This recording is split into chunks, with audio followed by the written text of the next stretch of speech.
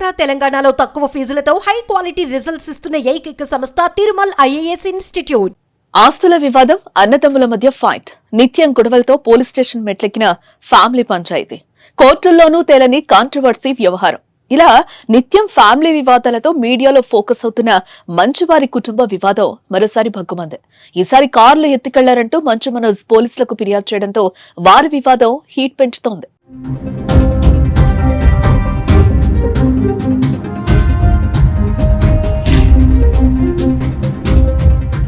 గత కొన్ని నెలల క్రితం సినిమా లెవెల్లో సాగిన మంచువారి ఫ్యామిలీ వివాదం సద్దుమణిగిందనుకుంటున్న తరుణంలో మనోజ్ ఇంట్లో కారుల చోరీతో మరోసారి తెరపైకొచ్చింది.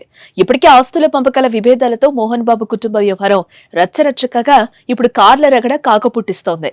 తన ఇంట్లోని కార్లను అన్న మంచు విష్ణు చోరీ చేశారంటూ మనోజ్ హైదరాబాద్ నార్సింగ్ పోలీసులను ఆశ్రయించడం హాట్ టాపిక్ గా మారుతోంది.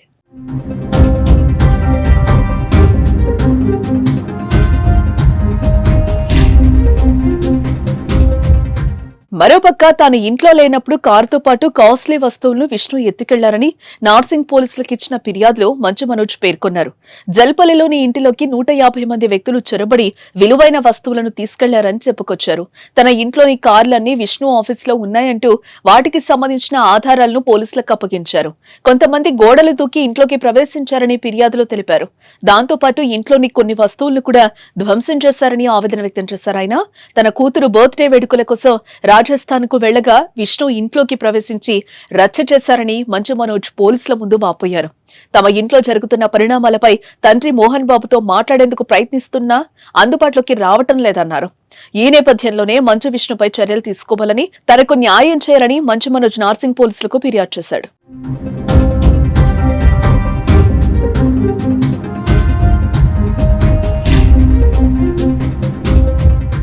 వాస్తవానికి మంచు మోహన్ బాబు కుటుంబంలో గతేడాది చివరి నుంచి వరుసగా విభేదాలు కంటిన్యూ అవుతూనే ఉన్నాయి.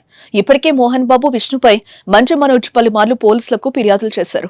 మంచు ఫ్యామిలీలోని ఆస్తుల వివాదం పీక్ స్టేజ్ కు చేరడంతో పోలీసులు సైతం సీరియస్ అయ్యారు. న్యూసెన్స్ లు క్రియేట్ చేయొద్దని 2 వర్గాలకు వార్నింగ్లు కూడా ఇచ్చారు. అందరూ కూర్చొని ఇంటి సమస్యలు పరిష్కరించుకోవాలని మోహన్ బాబు ఫ్యామిలీకి స్పష్టం చేశారు.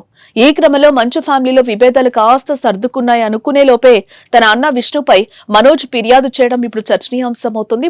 మనోజ్ ఫిర్యాదుతో మంచు ఫ్యామిలీలో మరోసారి వివాదాలు రచ్చడెప్పుతున్నాయి. అయితే మనోజ్ ఆరోపణలపై విష్ణు ఎలా రియాక్ట్ అవుతారో చూడాలి. ఇదిలా ఉంటే ఉదయం నుంచి జల్పల్లిలోని మోహన్ బాబు ఇంటి ముందు మనోజ్ కూర్చొని నిరసన వ్యక్తం చేస్తున్నారు.